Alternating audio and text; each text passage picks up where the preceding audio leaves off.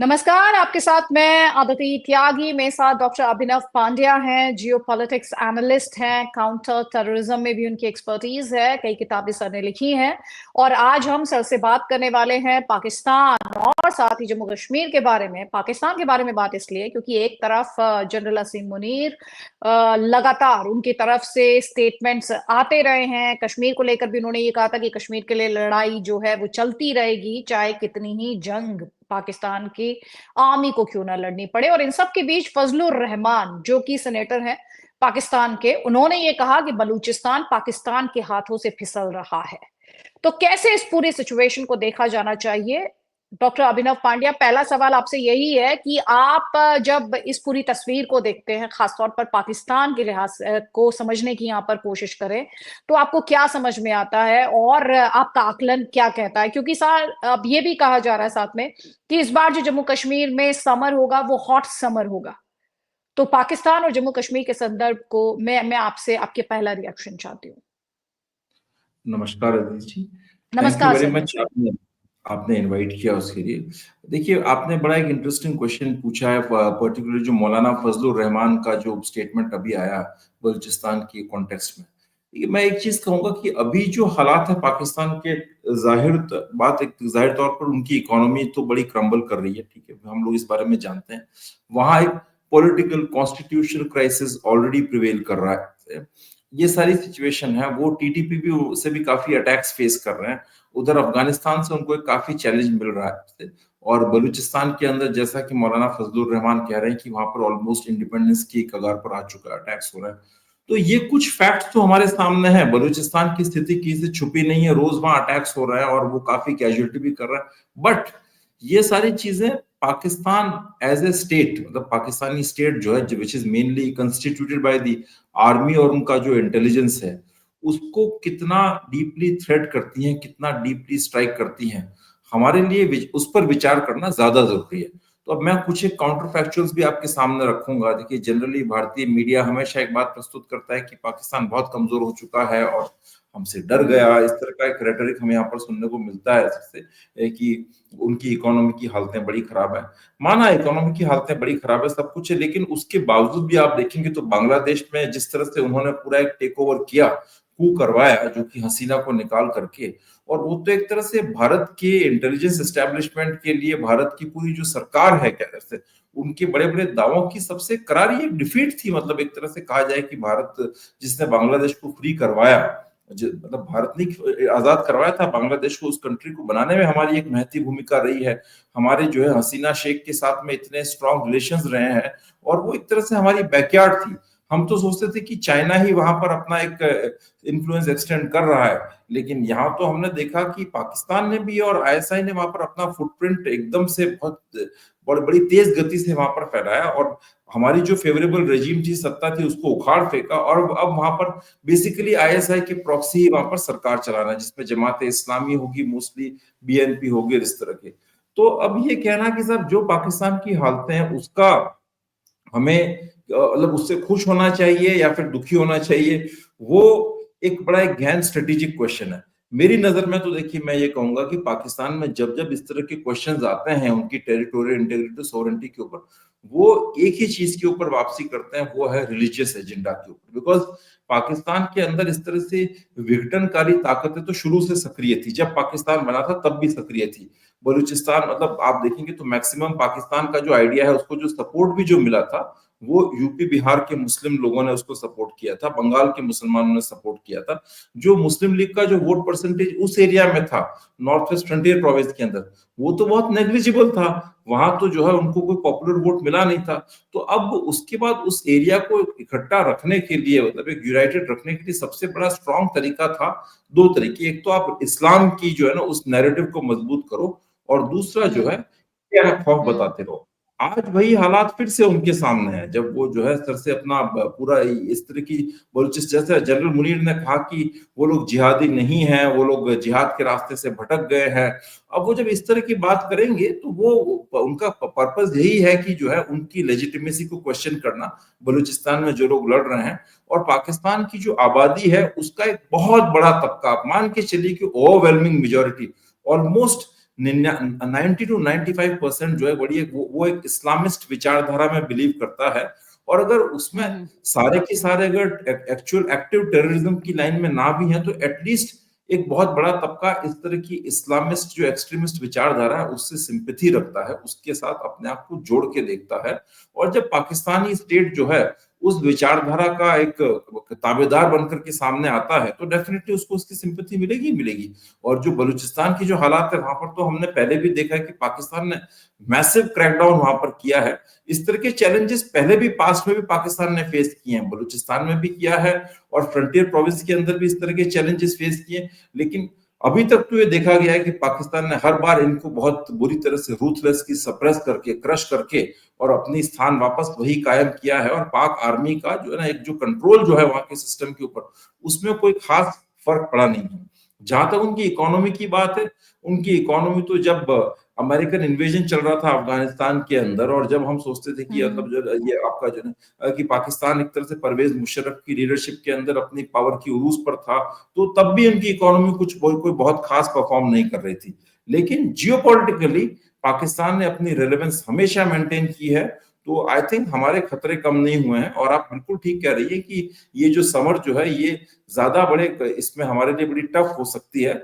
और इस संदर्भ में ही मैं एक बात कहना चाहूंगा, देखिए ये जो अभी जो एक नैरेटिव एक मीडिया में चला है कि इस बार पाकिस्तान काफी टेररिस्ट भेजेगा, आई थिंक जो लोग कीनली वॉच कर रहे हैं कश्मीर को या इंटेलिजेंस सर्किट के अंदर वो ये अच्छी तरह से जानते हैं कि 370 के बाद से ही पाकिस्तान ने धीरे धीरे अपने जो एफटीज हैं वो वहां पर काफी तादाद में कश्मीर में जमा करने शुरू कर दिए थे। उन्होंने मिलिटेंसी का तरीका और नेचर बदला कश्मीर के अंदर। उन्होंने लोकल ऑर्गेनाइजेशंस खड़े किए जिनका नाम लोकल है, उनके अंदर बेसिक कैडर्स एफटीज ही हैं और मिलिटेंसी को एक तरह से पूरा का पूरा अपनी कंट्रोल में ले लिया। पहले वहां पर जो लोकल एलिमेंट था उसका एक बड़ा क्रूशियल रोल था लीडरशिप के अंदर पॉलिसी मेकिंग में। 370 के बाद इन्होंने पूरा अपनी कंट्रोल में ले लिया। और वो जो पिछले साल 2 साल 3 साल में जो एनकाउंटर्स में आप देखेंगे पीएफएफ वाले जो कर रहे हैं उनके बड़े हाईली ट्रेन्ड जिहादीज हैं जो कि अफसरों की और आर्मी की इनफैक्ट पैरा कमांडोज की भी कैजुअलिटी करके जा रहा है। तो ऐसा नहीं है कि अभी ही एकदम इमीडिएटली ताजा तरीन कुछ हुआ है कि पाकिस्तान ने डिसाइड किया कि उन्हें यहाँ पर एक्टिविटीज तेज करनी है। वो लंबे अरसे से वहां पर अपने लोगों को इकट्ठा कर रहे हैं। हाँ, ये लोग जो नए लोग भेजे हैं वो रेडियो साइलेंट मोड के ऊपर हैं, उन्होंने अपने कम्युनिकेशन के तरीके बदल दिए इसलिए। और हमारी जो ह्यूमिट जो है वो क्वालिटी में डिक्लाइन हुई है इसलिए हम उनको ट्रेस नहीं कर पा रहे हैं, लेकिन वो वहां पर हैं। हाँ, एक बात तय है जिस तरह से आसिम मुनीर बात कर रहे हैं कि पाकिस्तान में अगर बलूचिस्तान की प्रॉब्लम और ये टीटीपी की प्रॉब्लम बहुत ज्यादा बढ़ी तो उसको कहीं ना कहीं डाइवर्ट करने के लिए और उसको कंट्रोल करने के लिए पाकिस्तान कश्मीर में हमारा सरदर्द बढ़ा सकता है। आपने जैश के ऊपर एक किताब लिखी है, जैश ए मोहम्मद, मसूद अजहर। आपने उस inside the world of Jaish, if I remember the name exactly, क्या है जैश? क्योंकि ये सबसे ज्यादा कहा जा रहा है कि अब जिस टेरर आउटफिट को इस्टेब्लिशमेंट पाकिस्तान का डीप स्टेट जो है वो पुश कर रहा है, दरअसल जी, आप मेरा सवाल सुन पाएंगे sir? Yes, can you repeat the question once again? जी, मैं आपसे ये कह रही हूँ कि अब ये कहा जा रहा है कि पाकिस्तान जैश, पाकिस्तान की जो डीप स्टेट और एस्टेब्लिशमेंट है वो पुश कर रहे हैं जैश को। मसूद अजहर, उसका भाषण आया था दिसंबर के महीने में, कई पहले पाकिस्तान यही नकारता रहा, ये कहता रहा कि वो अफगानिस्तान में बैठा है। अभी आपको क्या लगता है कि ये जो लड़ाई, ये जो टेरर आउटफिट्स जो कश्मीर में एक बार फिर से खड़े होने की कोशिश कर रहे हैं, उसमें जैश कितना बड़ा थ्रेट है? क्योंकि जैश को बहुत ही खतरनाक 2019 का पुलवामा अटैक कोई भूला नहीं है। नहीं, जैश एक बहुत ही डेडली और बहुत ही कहते ना खतरनाक किस्म का देवबंदी टेररिस्ट आउटफिट है जो कि पाकिस्तान के अंदर सबसे जो ओरिजिनल जो टेररिस्ट ऑर्गेनाइजेशंस बने थे आपका जो 1979 के अंदर जो हुजी वगैरह थे उसकी ब्रांचेस में से आता है जैश। सबसे लेटेस्ट ब्रांच है उसकी, आप मान के चले। बट उससे पहले भी जो देवबंदी एक्सट्रीमिज्म है उसका जो इतिहास है पाकिस्तान में वो तकरीबन 150 साल पुराना है। हालांकि चूंकि आपका क्वेश्चन वर्तमान के ऊपर ज्यादा केंद्रित है इसलिए मैं उस पर थोड़ा सा ध्यान देके दिलाना चाहूंगा, बिकॉज जैश पर तो हम बहुत डिटेल में भी जा सकते हैं, उसमें कोई दिक्कत नहीं है। अभी मुझे ऐसा लगता है कि कहीं ना कहीं अगर ये लोग प्लान कर रहे हैं कि जैश को एक एक्टिव रोल दें, जो समर में अगर हीटअप होने के लिए कश्मीर को, या एक कश्मीर मिलिटेंसी के अंदर जैश को थोड़ा मेजरली प्रोजेक्ट करें, उसके पीछे शायद एक कारण ये हो सकता है कि जैश के तालिबान के साथ और अल कायदा के साथ बड़े पुराने लिंक्स हैं। जैश और तालिबान जो है वो बेसिकली एक ही आइडियोलॉजी में बिलीव करते हैं, वो है देवबंदी एक्सट्रीमिस्ट आइडियोलॉजी। लश्कर डिफरेंट है, लश्कर अहले हदीस में बिलीव करता है, और लश्कर बेसिकली पाकिस्तानी आर्मी या आईएसआई के जो बिल्कुल जो उनका जो डिसाइडेड फ्रेमवर्क है उसी में ऑपरेट करता है। परंतु जैश काम करता है इन लोगों के लिए, लेकिन उसके बाहर भी उसका अपना एक इकोसिस्टम है, देवबंदी मिलिटेंसी इकोसिस्टम या हरकत नेटवर्क का जो इकोसिस्टम है। तो अभी तालिबान चूंकि अफगानिस्तान में वापसी कर चुका है, और वहां पर अफगानिस्तान में वापसी करने के कारण अल कायदा का भी जो एक एस्टेब्लिशमेंट अफगानिस्तान में स्ट्रांग हो चुका है। टीटीपी जो है उसका भी तालिबान की वापसी के कारण मजबूती बढ़ चुकी है, हक्कानी वाला जो एरियाज है ना वजीरिस्तान वहां पर, और इसका जो रिलेशनशिप है मसूद अजहर का इन लोगों के साथ काफी स्ट्रांग है।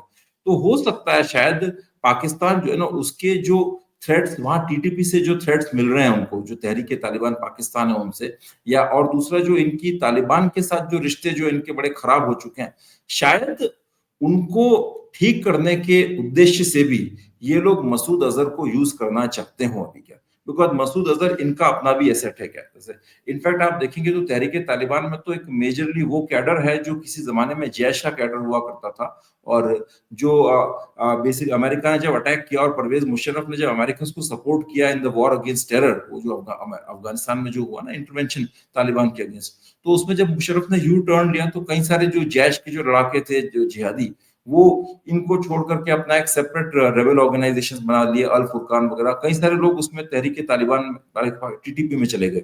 तो इसलिए जैश के कुछ आप कह सकते हैं ना अम्बिलिकल लिंकेज, जैश के कुछ पुराने लिंकेजेस हैं इनके साथ में, तो शायद पाकिस्तानी एस्टेब्लिशमेंट इस इन लिंकेजेस को यूज करके ना, और जैश को यूज करना चाहता है कि उसकी वहां की सरदर्दी थोड़ी कम हो।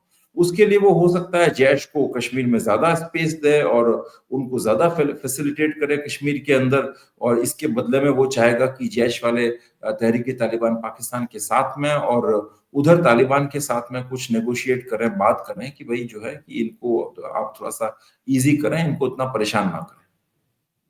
तो जब आपने जैश के बारे में रिसर्च की, आपने एक पूरी किताब उस टेरर आउटफिट पर लिखी है, तो आपने क्या पाया, क्या क्या आपने कुछ ऐसी बातें जो आप चाहेंगे कि दर्शकों को पता चले, और इम्पोर्टेंट बातें हैं, अहम बातें हैं?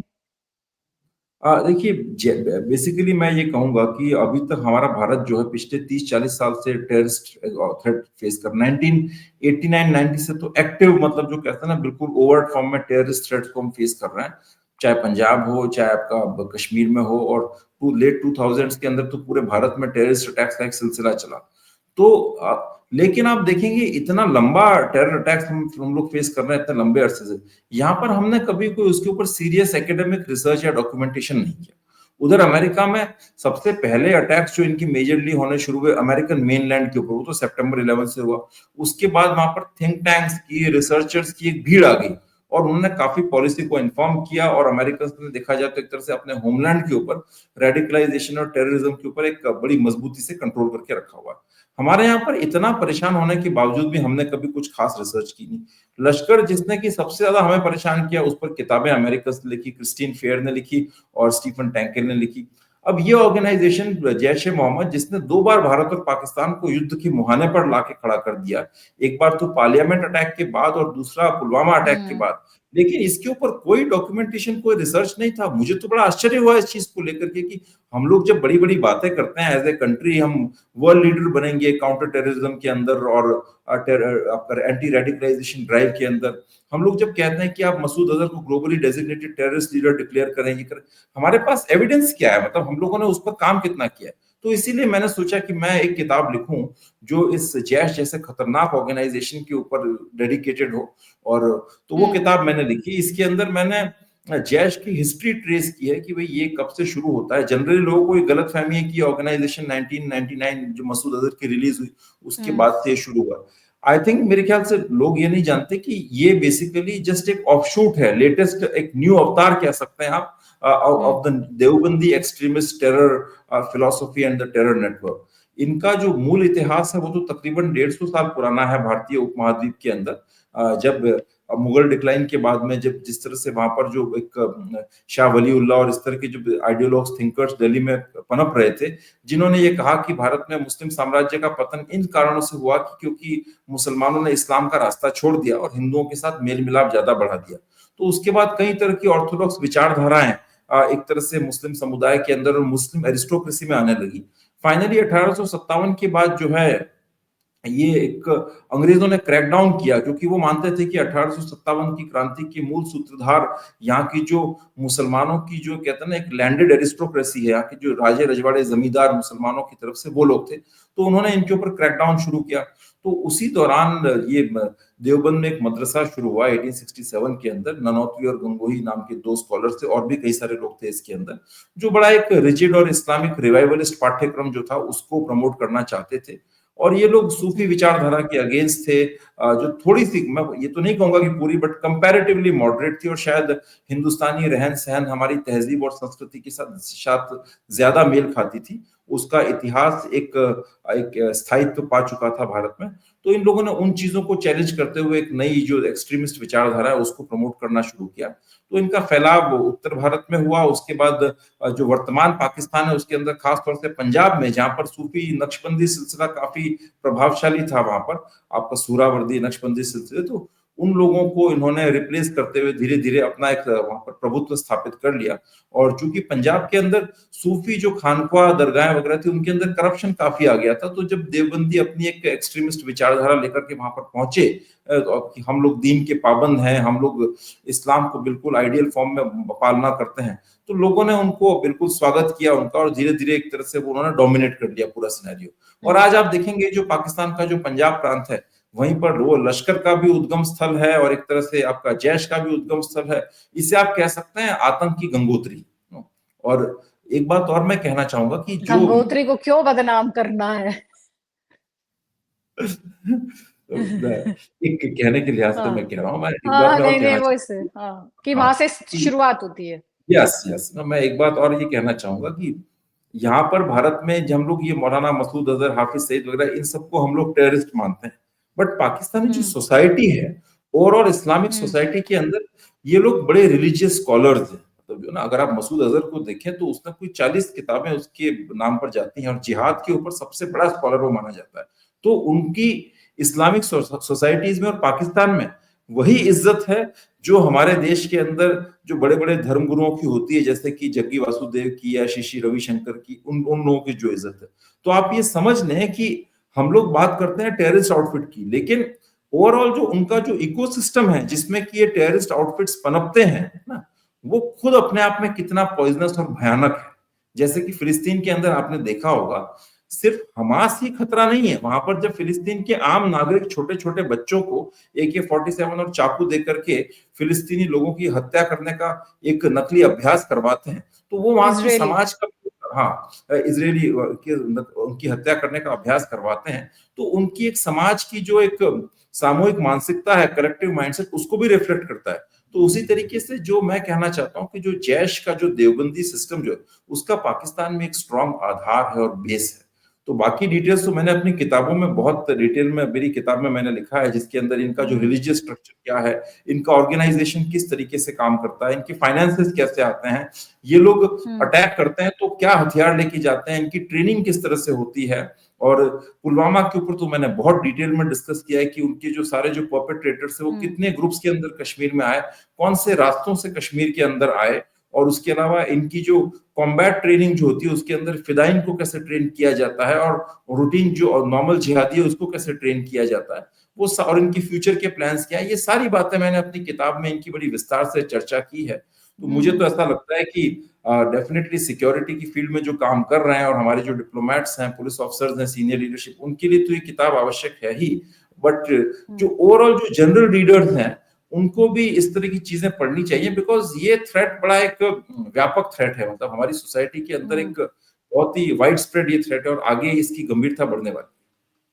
मैं आपसे ये जानना चाह रही थी कि ये जैश या फिर जो टेरर आउटफिट्स हैं दूसरे, जैसे अभी आपने लश्कर का जिक्र किया था, ये या फिर for that matter Hizbul Mujahideen, ये पूरा इकोसिस्टम ऑपरेट कैसे करता है पाकिस्तान में? और क्या ये आपस में भी वर्चस्व की लड़ाई के लिए इन्हें होता है कि मैं बड़ा अटैक कैरी आउट करूं या हम ज्यादा क्लोज हों एस्टैब्लिशमेंट के?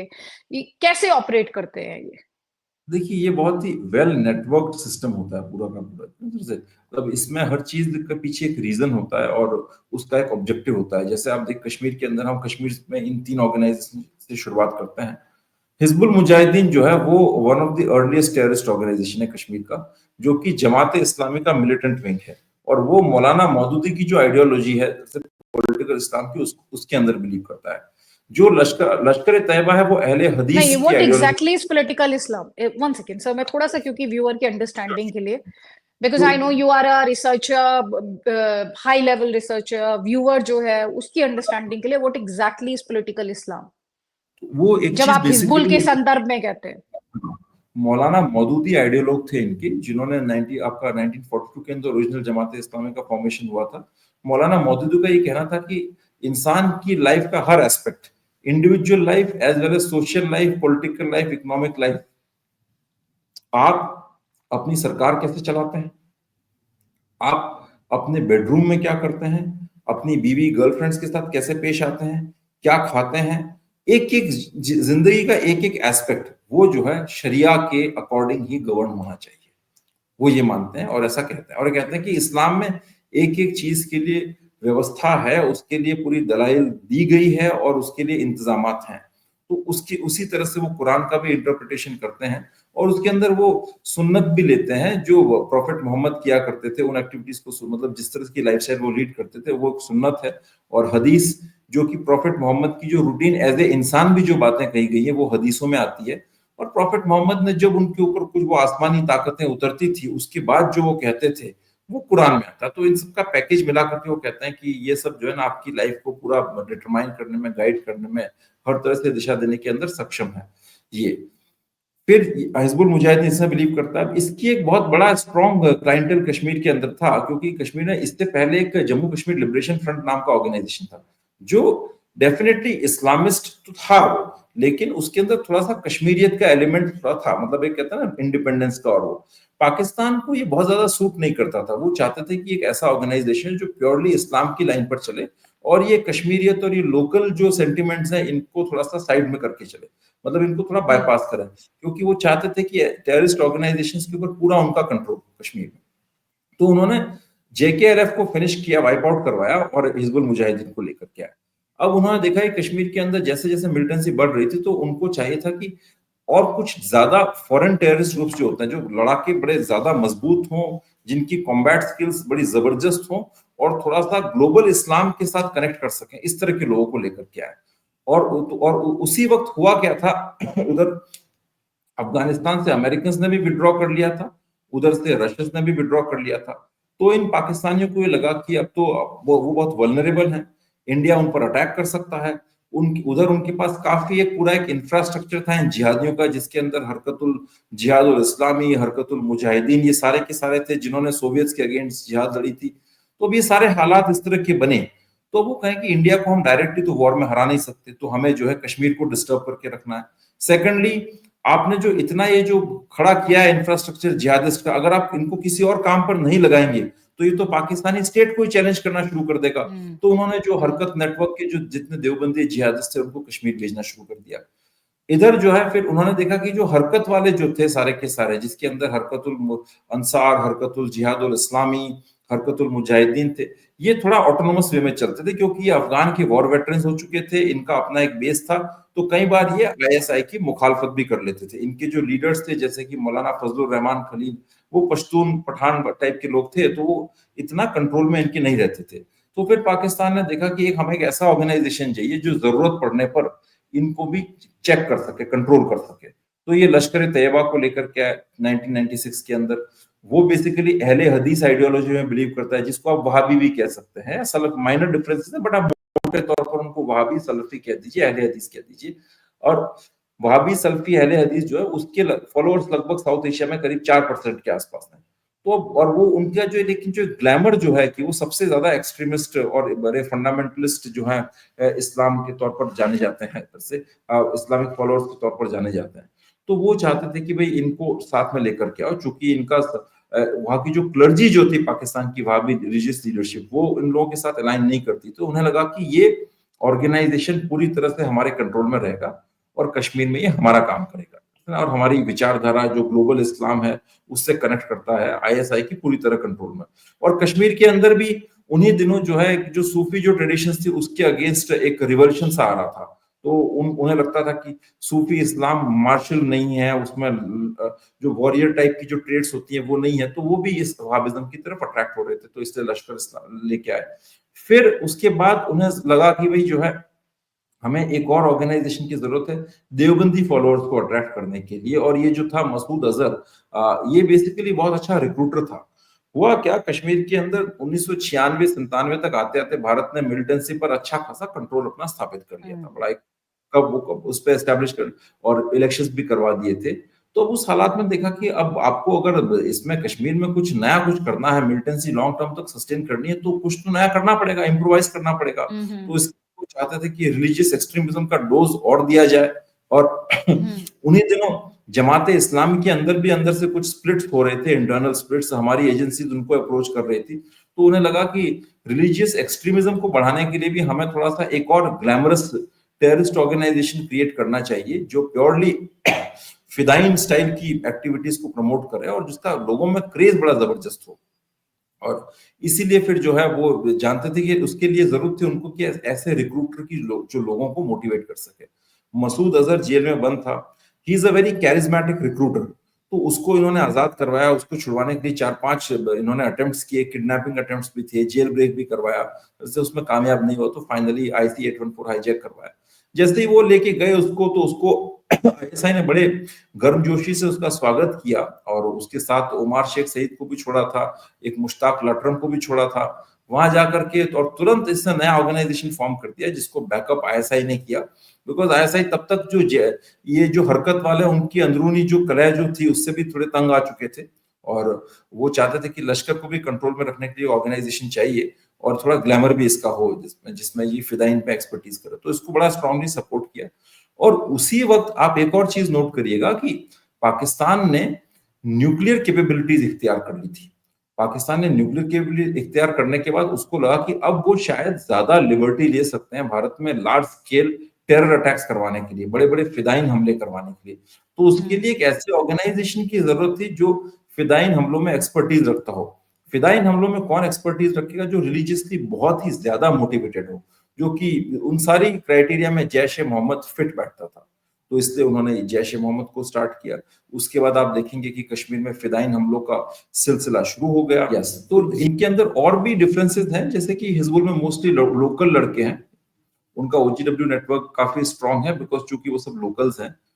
लश्कर के अंदर आपको लोकल्स मिलेंगे, लोकल्स में काफी पॉपुलर है, लेकिन जनरली पाकिस्तानी फाइटर्स भी काफी आते हैं। जैश के अंदर भी लोकल्स हैं, बट उसमें जो मोस्टली जो लीडरशिप जो है वो पाकिस्तानी फॉरेन टेररिस्ट की ज्यादा रहती है। उसके अलावा इनकी ऑपरेशनल जो टैक्टिक्स है उनके अंदर भी आपको डिफरेंसेस मिलेंगे। आपका लश्कर जो है शूट एंड स्कूट इस तरह की जो टैक्टिक्स में महारत हासिल उनको है। जो जैश ए मोहम्मद है वो फिदाइन अटैक ज्यादा करता है। जो ट्रेड क्राफ्ट जो बेसिकली है आपका टेररिज्म का, उसके अंदर उनका अप्रोच बड़ा क्लासिक और ट्रेडिशनल टाइप का है। उसके अलावा जैश ए मोहम्मद जो है वो रिलीजियस मोटिवेशन से ज्यादा काम करता है। वो अपनी फैमिली के बच्चे भेजते हैं कश्मीर के अंदर मरने के। जैसे आप देखेंगे जो उमर फारूक जो पुलवामा का मास्टरमाइंड था, जो सैफुल्लाह पुलवामा का मास्टरमाइंड था, ये सब लोग मसूद अजहर के भतीजे और उनके भाइयों के लड़के थे, है ना। तो इस तरह का इनका एक सिस्टम है। अब पाकिस्तान के अंदर आ जाए तो पाकिस्तान में देखिए ये ऑर्गेनाइजेशन जो है वो वहां पर एक तरह से ISI की एक्सटेंशन के तौर पर काम करते हैं। तो पाकिस्तान में ये ऑर्गेनाइजेशंस जो हैं उनके बहुत बड़े बड़े चैरिटी ग्रुप्स और फंड्स हैं, जैसे आपका FIF फलह इंसानियत फाउंडेशन इनका है, लश्कर का मरकज दावा इनका है, सचिव MDI बोलते थे इनका। ऐसे ही जैश का भी बहुत एक्सटेंसिव देवबंदी नेटवर्क है पूरा का पूरा। और जमातुल दावा आई थिंक वो भी लश्कर का से अलग अलग नाम से ये लोग काम करते हैं। ये लोग बहुत एक्टिवली सोशल वेलफेयर वर्क में एंगेज करते हैं। ये लोग पॉलिटिकली भी इनके लिंकेजेस रहते हैं। फिर ये अफगानिस्तान के अंदर भी एक्टिव रहते हैं ये लोग। जैसे फॉर एग्जांपल आपका जो मसूद अजहर जो था, मसूद अजहर बहुत ही स्ट्रॉन्ग इंटरनेशनली एक्टिव जिहादिस्ट था। वो फंड रेजिंग के लिए कभी इंग्लैंड जाता था, कभी जिम्बाब्वे जाता था, आपका साउथ अफ्रीका जाता था, जाम्बिया जाता था, और वो he was very actively involve with the jihadist movements of Somalia, Sudan वगैरह में जो सारी जो जिहादिस्ट बड़े बड़े मूवमेंट चल रहे थे उस वक्त, उसमें बड़ा ही एक्टिवली इन्वॉल्व था। नैरेटिव बिल्डिंग का ये मास्टर है। तो इस तरीके से इनका पाकिस्तान में उस तरह के ऑपरेशन है। इनफैक्ट जो तालिबान का जो लेटेस्ट जो टेक ओवर हुआ अफगानिस्तान में, तो फाइनली जब तालिबान के लड़ाके लड़ रहे थे अमेरिकन के अगेंस्ट, उसके अंदर जैश की फोर्सेस भी शामिल थी तालिबान के साथ में लड़ते हुए, और लश्कर के भी लोग शामिल थे। तो ये उस तरह से काम करते हैं लोग। तो पूरा इनका एक तरह से आप कहते हैं ना, एक ये लिम्स है पाकिस्तानी डीप स्टेट की, इंटेलिजेंस की, जो अलग अलग नेटवर्क तरीके से काम करते हैं। और भारत में एक बात और मैं कहूंगा कि ये लोग सिर्फ कश्मीर तक कन्फाइंड नहीं है, इनकी स्लीपर सेल्स पूरे भारत में मौजूद हैं। आज भी आप देखें तो लश्कर हो गया, जैश हो गया, एक्टिवली इनका जो स्लीपर सेल्स हैं, UP, Bihar, Rajasthan, south India, हर जगह इनकी स्लीपर सेल्स मौजूद हैं। इनका अलकायदा इन इस्लामिक इन इंडियन सब के साथ भी बड़े अंदरूनी ताल्लुकात हैं इनकी। इसी तरीके से जो ISKP है उसके साथ भी इनके इंटरनल लेवल पर रिलेशंस है। तो ये इनको अगर करना हो, ये डिसाइड करें, तो ये कोई भी किस्म की एक डेडली टेररिस्ट एक्टिविटी किसी भी स्तर पर भारत में हमारे अलग अलग जगहों पर ऑर्गेनाइज कर सकते हैं। और अभी बांग्लादेश में जो टेक ओवर हुआ उसके बाद तो ये खतरा और बढ़ गया है, बिकॉज बांग्लादेश के अंदर भी जैश और लश्कर बहुत एक्टिव है, रोहिंग्यास के बीच में काफी है।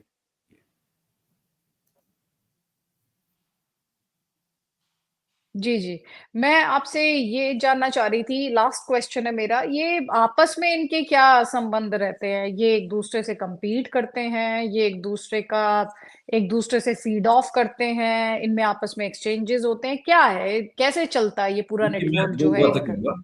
एक तो हम लोग चूंकि हम इनके अलग अलग नाम सुनते हैं ना, तो वो कश्मीर के अंदर हमें लगता है कि ये सब सेपरेट है। तो एक चीज है कि पाकिस्तानी जो डीप स्टेट है, जो ISI है, वो कई सारी चीजें सिर्फ ऑप्टिक्स के लिए फ्लोट करती है ना, कि सब ये अलग है, वो अलग है, लश्कर अलग, जैश अलग, और नया जो द रेजिस्टेंस फ्रंट अलग करके आ गया है, PAFF अलग है, और इनके बीच में आपस में टसल भी है। ये कई सारी चीजें एक आपकी ऑप्टिक्स के लिए होती है ना।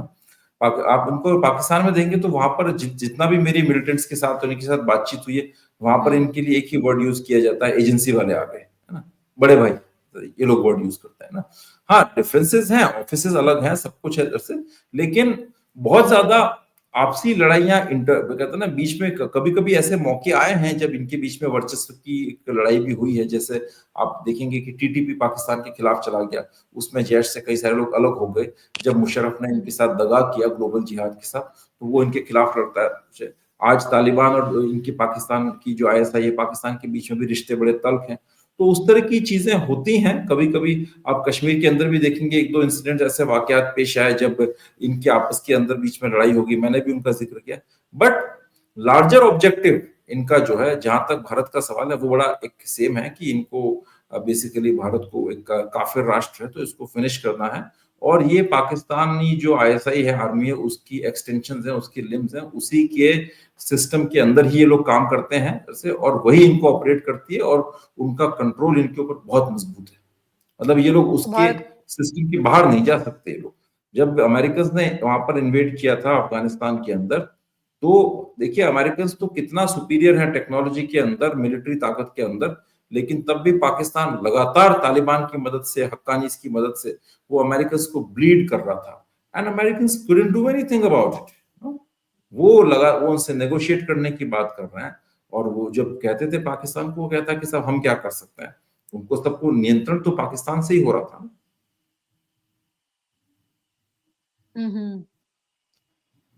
तो इंटरेस्टिंग पॉइंट्स हैं ये। और अब आगे ये जो समर आ रहा है, अब उससे पहले आप क्या कहेंगे? जिस तरह से जैश को दोबारा सा खड़ा करने की कोशिश की जा रही है, ये खबरें लगातार आती रही हैं, आपको आगे कितना मुश्किल या कितना आसान रास्ता दिखाई देता है?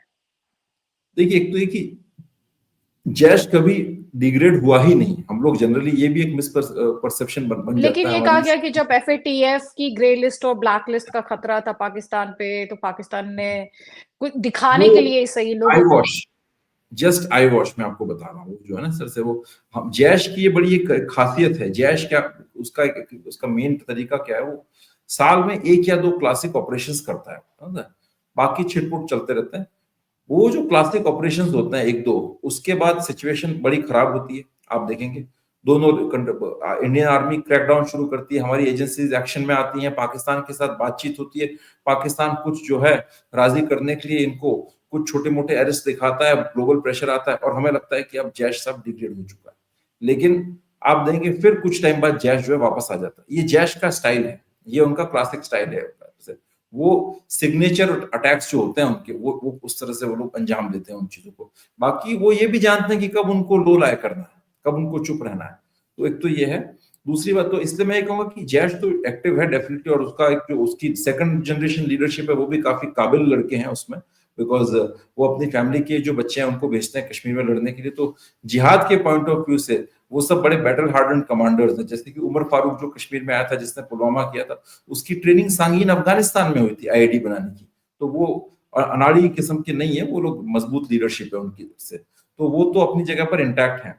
कश्मीर में ये लोग करेंगे बिकॉज जो बलूचिस्तान में और जिस तरह से प्रॉब्लम्स फेस कर रहे हैं ये लोग, तो उसके हिसाब से कश्मीर में इनके लिए एक्टिवेट करना कोई बहुत मुश्किल काम नहीं है। उनके पास एक रेडी इंफ्रास्ट्रक्चर है, उनके पास बेस है वहां पर, देखिए वो ऑटो पायलट मोड में मिलिटेंसी है। कश्मीर में ओवरऑल सोसाइटी का रेडिकलाइजेशन बहुत हाई है। आज की तारीख में हमारा जो ह्यूमन फुटप्रिंट जो है वो बड़ा वीक है कश्मीर के अंदर। टेक्नोलॉजिकली हम लोग साउंड है, बट जो ह्यूमन पार्ट है तो इसलिए वो थोड़ा सा वीक है। तो इसलिए कश्मीर के अंदर ये लोग जब चाहे तब उन चीजों को एक्टिवेट कर सकते हैं। हालांकि हमारी सिक्योरिटी फोर्सेस भी काफी काम कर रही हैं, एनआईए वगैरह ने काफी एक्शन लिया है, लोगों को अरेस्ट भी कर रहे हैं। बट अगर उस तरह से एक्टिवेट करते हैं तो वो चीज वापस बॉयल हो सकती है उसमें। लेकिन दो चीजें हो सकती है। यस, देखिए एक तो टेररिस्ट अटैक्स हैं, वो आपके होंगे, ठीक है, टेररिस्ट अटैक होता है, लेकिन टेररिस्ट अटैक्स को तो सिक्योरिटी फोर्सेस उसमें इन्वॉल्व होती है, तो उसको वो ठीक है, हमारे लिए उतना एक बड़ा चैलेंज नहीं है। लेकिन अगर आम जनता भी सिविलियन एक्शन में इन्वॉल्व होती है, आप एक सिचुएशन सोचिए कि उधर से टेररिस्ट अटैक्स हो रहे हैं, जिस और साथ ही साथ पब्लिक भी जो है एक मैसिव सोशल सिविल अनरेस्ट के अंदर, एक रिवोल्ट फॉर्म के अंदर सड़कों पर उतरती है, जैसे कि 2016 में बुरहान वानी की एनकाउंटर डेथ के बाद उतरी थी। तो फिर इस ट्विन चैलेंज को संभालना भारत के लिए एक बड़ी चुनौती है ना। और आज की तारीख में आप देखें तो देखिए चाइना के साथ ठीक है हमारा डिसएंगेजमेंट हुआ है, लेकिन चीन भी चाहेगा कि भारत को कहीं ना कहीं दबा के रखे, कंट्रोल करके रखे। तो उसके लिए सबसे बेस्ट आसान तरीका यही है कि भारत को कश्मीर में उलझा के रखे, है ना। बिकॉज इंडिया बहुत ज्यादा इंडो पैसिफिक में एक्टिवली रोल प्ले ना करे। उधर से अमेरिकन भी जो है, ट्रम्प, ये लोग अपना इनवर्ड लुकिंग ज्यादा हो गए, इनके लिए ज्यादा बड़ी तकलीफें हैं, मतलब ज्यादा बड़े कंसर्न इनके मिडिल ईस्ट है, वेस्ट एशिया है ना। तो और ये लोग अपना फोकस सारा अपनी इंटरनल इश्यूज के ऊपर, उसमें ज्यादा ध्यान देना चाह रहा है। तो ऐसी स्थिति दो सिचुएशंस बनती हैं। अगर पाकिस्तान बिल्कुल ही ओपन छोड़ता है इंडिया को, तो इंडिया जो है इस बात का फायदा उठाते हुए कि ग्लोबल पावर्स उसकी मदद करने नहीं आएंगी, और उसका तालिबान के साथ भी रिश्ते खराब चल रहे हैं, इंडिया उसको वीक करने की कोशिश करेगा, टीटीपी को एक्टिवेट करके या फिर बलूचिस्तान के अंदर चीजों को एक्टिवेट करके। और दूसरे तरफ से पाकिस्तान इसको लेना चाहे तो वो ये भी सोच सकता है कि भारत में जो है इस वक्त अगर हमने एक्ट नहीं किया तो इंडिया हमें वीकन करेगा। तो उससे पहले कि आप ही इंडिया के अगेंस्ट बड़ा एक स्ट्रॉन्ग एक्शन लेना शुरू कर दीजिए, और इस आपका जो प्रॉक्सी वॉर है उसके थ्रू करिए कश्मीर के अंदर। और दूसरा ये कि हालात उसके लिए मुफीद हैं, बिकॉज कश्मीर के अंदर एक एलिनेशन तो है ही लोगों के अंदर। जैसे 370 हटा तो उसके बाद ग्रास रूट्स लेवल के ऊपर ऑर्गेनाइजेशंस नहीं है, लेकिन मिलिटेंट ऑर्गेनाइजेशंस काफी, मतलब हुर्रियत जैसे ऑर्गेनाइजेशंस नहीं है, लेकिन टेररिस्ट ऑर्गेनाइजेशन आज भी सक्रिय है, एक्टिव है। तो लोगों के अंदर एक सेंटिमेंट भी है, रेडिकलाइजेशन भी है। और हालिया जानकारी के अकॉर्डिंग तो वहां पर मुस्लिम ब्रदरहुड का भी पेनिट्रेशन काफी वहां पर हो चुका है। अभी बहुत रिसेंटली अगर आप देखें तो हमास की लीडरशिप भी जो है कश्मीर सेंट्रिक जो टेररिस्ट ग्रुप्स हैं उनके साथ बैठकों में शामिल पाई गई है। तो आज कश्मीर के जो आतंकवाद का जो मूवमेंट है उसका जो एक रिश्ता जो है ग्लोबल इस्लामिज्म के साथ वो ज्यादा मजबूत है। और उसी के साथ ही साथ आप देखें भारत के अंदर भी जो है जो इस्लामिक एक्सट्रीमिज्म और जो संप्रदायवाद है, जो पोलराइजेशन है, वो बहुत ज्यादा बढ़ रहा है। वर्तमान जो भी सेटअप गवर्नमेंट का है उसके अंदर एक बड़ा तबका है मुसलमानों का, वो ऐसा देखता है, वो ऐसा मानता है कि ये सरकार उनके हितों के खिलाफ काम करती है या नहीं करती है, ये एक अलग विषय हो सकता है। और अभी तक तो ऐसा कुछ एक भी शायद मौका सामने आया नहीं है कि इस सरकार ने मुसलमानों के खिलाफ कार्य किया हो। हाँ, इलेक्शंस के अंदर रेटोरिक के तौर पर हमने बहुत कई केसेस में ऐसा देखा कि जो है ना, वो रेटोरिक इस तरह का सोशल मीडिया में आता है, आपकी जो मेन स्ट्रीम चैनल्स में आता है कि सरकार हिंदू नेशनलिज्म को प्रमोट कर रही है, बीजेपी हिंदू नेशनलिज्म को प्रमोट कर रही है, एंटी मुस्लिम है। लेकिन अब इन एक्शंस, मतलब जब वो सरकार में आ जाती है तो उसके एक्शंस में तो आज तक कोई भी ऐसी बात सामने नहीं आई। जैसे कि सीए एनआरसी भी जो है, कभी उन्होंने किसी मुस्लिम को जो कि भारत का नागरिक है उसको निकालने की बात नहीं की। उन्होंने कहा कि जो गैर अवैध शरणार्थी है उनको हम निकालेंगे, और वो भी सिर्फ बात कही गई, आज तक उसका नोटिफिकेशन नहीं आया, उसमें कुछ हुआ नहीं है, ठीक है।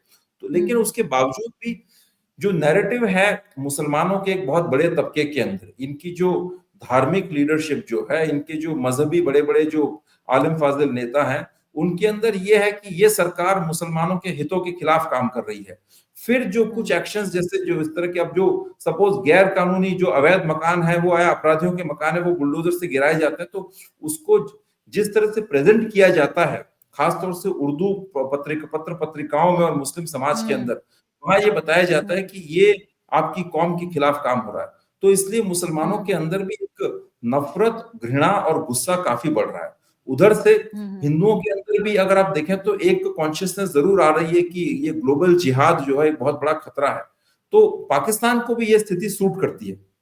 पाकिस्तान यहाँ का जो सोशल हार्मनी है, इस फैब्रिक को डिस्टर्ब करने के लिए जो है वैसे, और भारत को कमजोर करने के लिए किसी भी माध्यम से, चाहे वो सोशल मीडिया हो या उसके थ्रू जो है कहीं कोई चिंगारी भड़का सकता है, या लोकल लड़कों को, जो सिर्फ कश्मीर नहीं, कश्मीर के बाहर के इलाकों में जो अंदरूनी इलाके हैं, आपका उत्तर भारत हो गया, दक्षिण भारत, वहां के लड़कों को भी अपने टेरर ग्रुप्स में रिक्रूट कर सकता है। और वो प्रयास चल रहे हैं क्या, अलकायदा भी यहाँ पर काफी पांव पसारने की कोशिश कर रहा है, आईसिस भी कर रहा है। उन्होंने लड़के रिक्रूट भी किए थे बीच में, इनके 25 आईसिस मॉड्यूल्स बस्ट हुए थे, ताकि वो लड़के भारत के अलग अलग भागों में जाकर के कुछ बॉम्ब ब्लास्ट इत्यादि गतिविधियों को अंजाम दे सके। तो इस तरीके से पाकिस्तान भारत के लिए सरदर्द पैदा कर सकता है। बहुत बहुत शुक्रिया डॉक्टर पांड्या, इतना डिटेल में जाकर सब समझाने के लिए बहुत बहुत धन्यवाद। नमस्कार, आभार। थैंक यू, नमस्कार।